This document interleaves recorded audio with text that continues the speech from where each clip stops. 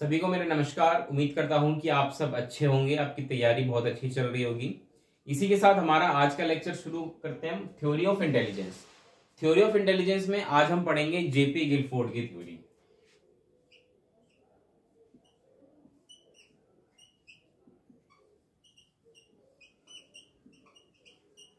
JP Guilford की theory बहुत important theory. इससे पहले भी हम बहुत सारी फैक्टोरियल थ्योरीज कवर कर चुके हैं, जैसे स्पीयरमैन की टू फैक्टर थ्योरी, थर्स्टन की group factor theory and last जो हमने कवर किया था वो था थॉर्नडाइक की मल्टी फैक्टर थ्योरी। आज इस वीडियो में हम जेपी गिलफोर्ड की थ्योरी पढ़ेंगे। इनकी थ्योरी बहुत ही इंटरेस्टिंग है। इन्होंने क्या किया था कि अपनी थ्योरी में इंटेलिजेंस को एक 3D मॉडल के रूप में प्रेजेंट किया था। अभी मैं आपको तस्वीर बनाकर दिखाऊंगा किस प्रकार से इन्होंने अपने मॉडल को एक 3D मॉडल का रूप दिया था। कुछ बातों का ध्यान रखिएगा। जेपी गिलफोर्ड की जो थ्योरी है इसको कई नामों से जाना जाता है, जैसे कि इसमें कुछ नाम है। जैसे इनकी थ्योरी जो है, इनकी थ्योरी को 3 डायमेंशनल थ्योरी कहा जाता है।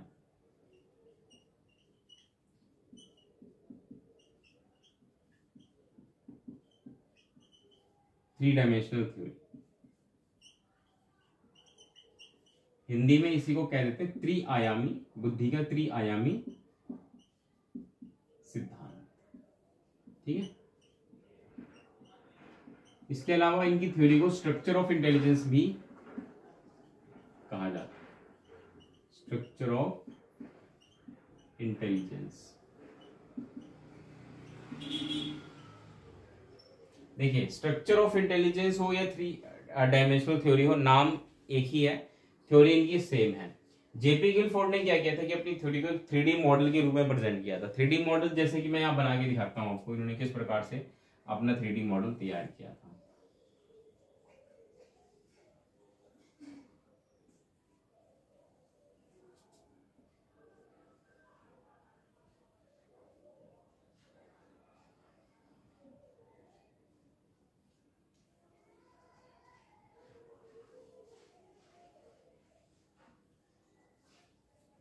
कुछ इस प्रकार से उन्होंने इंटेलिजेंस को बताया था, जिसमें कि उन्होंने 3 डायमेंशंस दी थी। यहाँ पे भी आप देख सकते हैं इसकी 3 डायमेंशंस है, हाइट है, विड्थ है एंड लेंथ है। तो उसमें इन्होंने इंटेलिजेंस को भी इसी प्रकार से 3 डायमेंशंस का नाम दिया था, और हर एक डायमेंशंस पे इन्होंने कुछ इसके एलिमेंट्स रखे थे, जो कि एलिमेंट्स अभी हम पढ़ेंगे भी। ठीक है। और उसके बाद इन्होंने इंटेलिजेंस को डिफाइन किया था।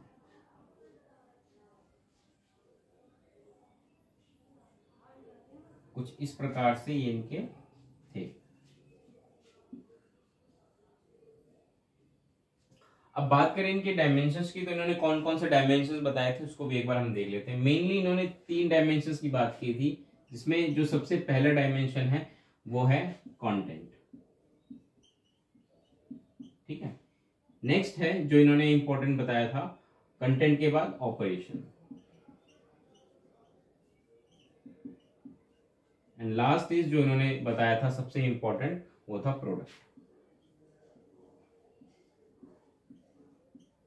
अब इनके अनुसार ये तीनों का क्या मतलब है, देखिए इन्होंने कहा था कि कंटेंट का मतलब इंटेलिजेंस का वो पार्ट होता है जो कि इंफॉर्मेशन से रिलेटेड होता है।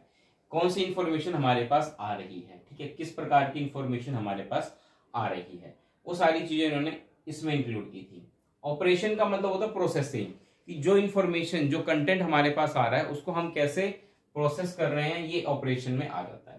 और जब हम कंटेंट और ऑपरेशन का इस्तेमाल करके प्रोसेसिंग को कंप्लीट करते हैं तो एक प्रोडक्ट बनता है, जो कि इन्होंने लास्ट वाले हेड्स में डाला था, जो है प्रोडक्ट।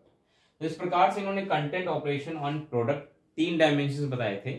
हर एक डायमेंशन में इन्होंने कुछ स्पेसिफिक एलिमेंट्स बता दिए थे कि भाई इसमें इतनी चीजें इंक्लूड होती हैं। जैसे कि कंटेंट वाले में इन्होंने कहा था 5,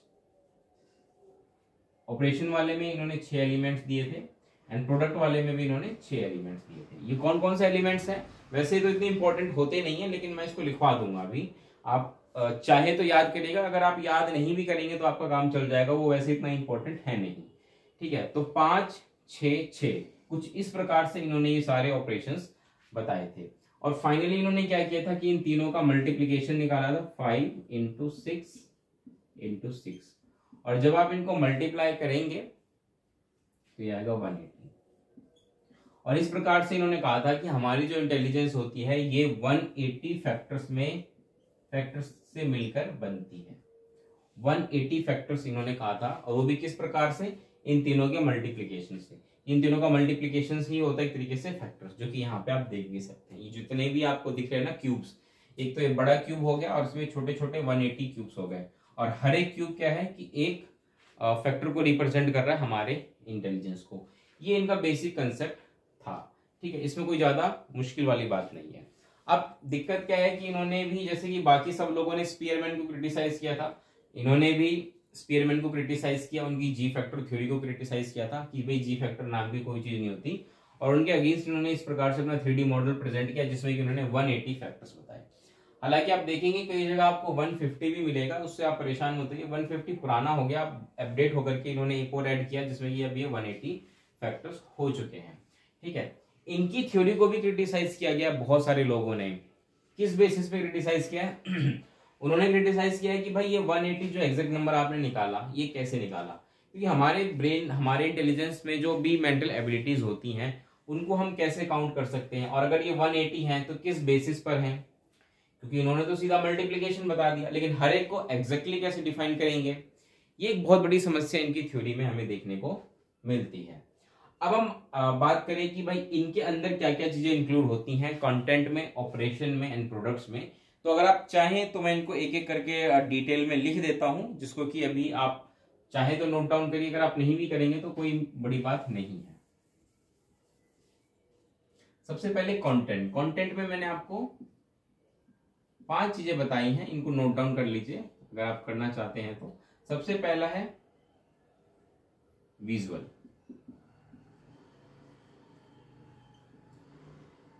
auditory,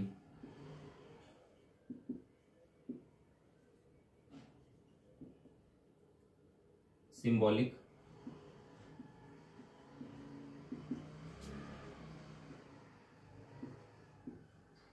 semantic, and last is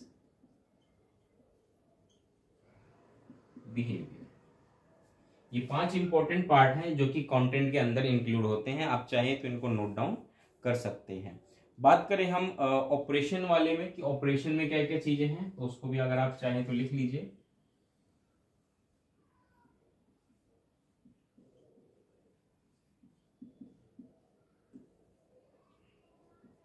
operation में आ जाता है cognitive,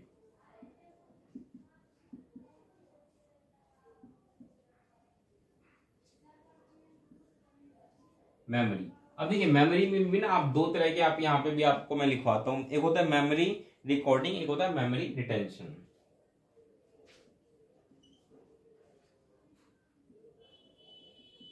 recording,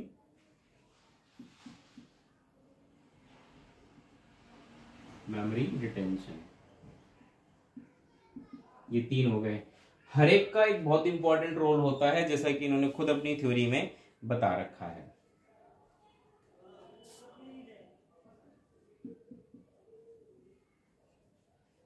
divergent,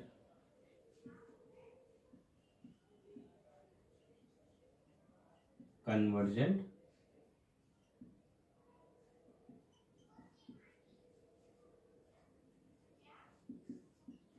and last is evaluation. तो कंटेंट हो गया, ऑपरेशन हो गया, और लास्ट अब जो बच जाता है वो बच जाता है प्रोडक्ट।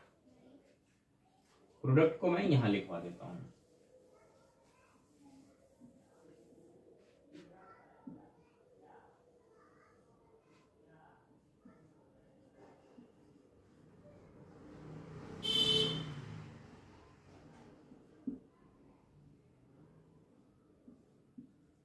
एक है units,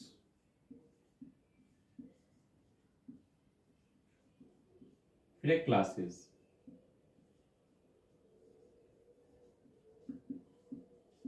relations. Unit, classes, relations, और इसके बाद आ जाता है इसमें systems,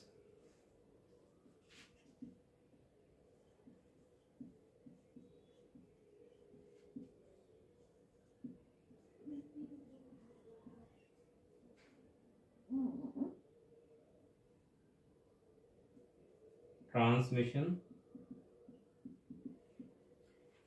unit, classes, relations, systems, transmission, और जो लास्ट इसमें आ जाता है वो आ जाता है इम्प्लीकेशंस, सॉरी ट्रांसफॉर्मेशन,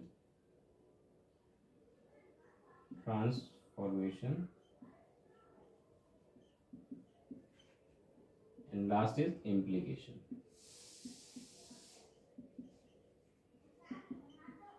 देखिए वैसे तो ये इतना इंपॉर्टेंट होता नहीं है, क्योंकि एग्जाम में कभी भी आपसे पूछेगा नहीं कि बताइए कंटेंट के अंदर कौन कौन से हैं, ऑपरेशन में कौन कौन से, प्रोडक्ट में कौन कौन से हैं, लेकिन फिर भी मैंने आपको लिखवा लिया नोट डाउन करने के लिए। मैं नहीं चाहूंगा कि आपका वैसे वर्कलोड बढ़े, लेकिन अगर आपके पास टाइम है तो आप इसको जरूर याद करिए, ठीक है। याद करने से आपका बेनिफिट ही होगा, नुकसान इसमें कुछ नहीं है। कंटेंट में वो सारी चीजें होती है जो इन्फॉर्मेशन के रूप में हमें मिलती हैं, चाहे वो विजुअल फॉर्म में मिले, ऑडिटरी फॉर्म में मिले, सिंबॉलिक फॉर्म में मिले, सिमेंटिक फॉर्म में मिले या बिहेवियरल फॉर्म में मिले। इसके बाद इस कंटेंट को हम कैसे प्रोसेस करते हैं वो इसमें आ जाता है। कॉग्निटिव तरीके से हम उसको रखते हैं, मेमोरी रिकॉर्डिंग करते हैं, मेमोरी रिटेंशन करते हैं, या डाइवर्जेंट थिंकिंग, कन्वर्जेंट थिंकिंग करते हैं, हम इवेल्युएशन करते हैं। ये सारी चीजें ऑपरेशन में आ जाती हैं और इनका इस्तेमाल करके लास्ट में जो निकलता है वो प्रोडक्ट निकलता है। कई बार वो प्रोडक्ट यूनिट्स में होता है, कई बार ग्रुप्स में यानी कि क्लासेस में होता है, कई बार उनमें रिलेशंस होते हैं, कई बार वो एक सिस्टमैटिक फॉर्म में सारे इंफॉर्मेशन होते हैं, कई बार वो ट्रांसफॉर्मेशन होता है, कई बार वो इम्प्लीकेशंस होता है, यानी कि उसको अप्लाई किया जाता है डेली लाइफ में, ठीक है, रियल सिचुएशन में। तो ये कुछ बेसिक चीज थी जेपी गिलफोर्ड की थ्योरी की। आई होप आप समझ पाएंगे 3 डायमेंशनल थ्योरी। इसमें इससे ज्यादा कुछ नहीं है जो आपको पढ़ने की जरूरत है, याद करने की जरूरत है। 2-3 चीजें जैसे कि डाइवर्जेंट एंड कन्वर्जेंट थिंकिंग बहुत इंपॉर्टेंट है, जेपी गिलफोर्ड का इसमें बहुत इंपॉर्टेंट रोल रहा है। जब हम क्रिएटिविटी पढ़ेंगे तो भी हम वहां देखेंगे डाइवर्जेंट एंड कन्वर्जेंट थिंकिंग को, और वहां पे जेपी गिलफोर्ड का नाम आपको जरूर सुनने को मिलेगा, ठीक है। तो ये बेसिक चीजें थी जेपी गिलफोर्ड की 3 डायमेंशनल थ्योरी के बारे में। आई होप आप समझ पाए होंगे। इस वीडियो को इतना ही रखते हैं दोस्तों, नेक्स्ट वीडियो में हम जो नेक्स्ट इंटेलिजेंस थ्योरी है उसको डिटेल में कवर करेंगे। तब तक के लिए नमस्कार दोस्तों, धन्यवाद।